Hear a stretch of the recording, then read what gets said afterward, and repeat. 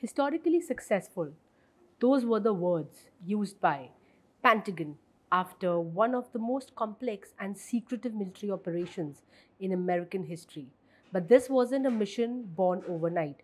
It began 15 years ago. In 2009, deep inside a secure vault at an undisclosed location, a young officer from the Defense Threat Reduction Agency, DTRA, was handed a series of satellite images. What he saw was no ordinary construction project. This was Ferdo, a deeply buried nuclear fuel enrichment plant being carved into a mountain about 60 miles south of Tehran.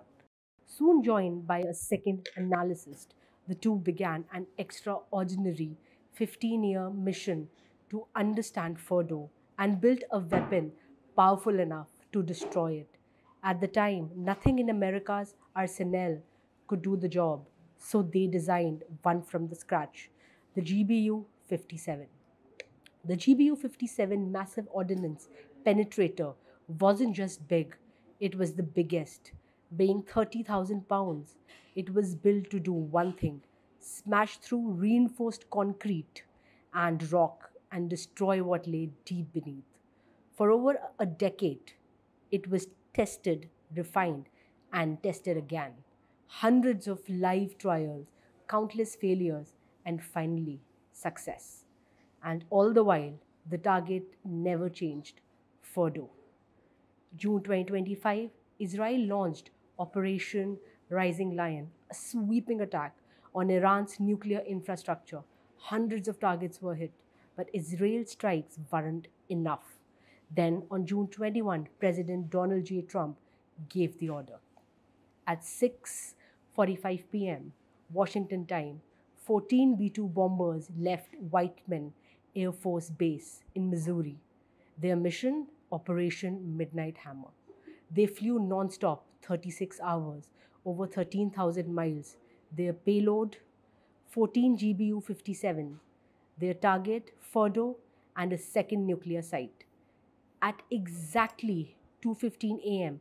Tehran time, the bombs hit. General Dan Kane recalled, the trailing jets saw the first weapons function. The pilot radioed back, "This was the brightest explosion I have ever seen. It literally looked like daylight." Fordo was hit hard. The mountain shook. The target, 15 years in the making, was finally struck. It wasn't just hardware that made the strike successful, it was the men and women behind it: scientists, airmen, National Guard pilots. They kissed their families goodbye Friday night, not knowing if they would return. When they landed on Sunday, they were greeted with tears, flags, and silence. Their mission had spoken for them. General Kane said, "This is what America's Joint Force does. We train, we test, we deliver when it counts." I could not be more proud. But Fordo wasn't the only flashpoint. Hours after the strike, Iranian missiles targeted Al Udeid air base in Qatar. Just 44 American soldiers and two Patriot missile batteries stood guard, defended CENTCOM's forward headquarters and thousands of lives. Kane called it the largest single Patriot missile engagement in US military history. Alongside Qatari crews, they intercepted salvo after salvo in seconds, an iron curtain of steel against the Iran's counter-strike. In a press briefing, Secretary of Defense Peter Hegseth declared, "This was a historic strike. It ended a 12-day war. It created the conditions for peace. But was it truly the end?" US intelligence suggests Fordo was severely damaged but not destroyed. Iran's nuclear infrastructure was crippled but not eliminated. Yet, for many in the Pentagon, it was still a milestone, a mission planned for over a decade, executed in one decisive moment.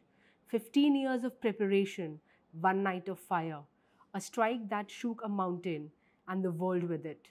This was Operation Midnight Hammer, Fade to Black. Thank you for watching.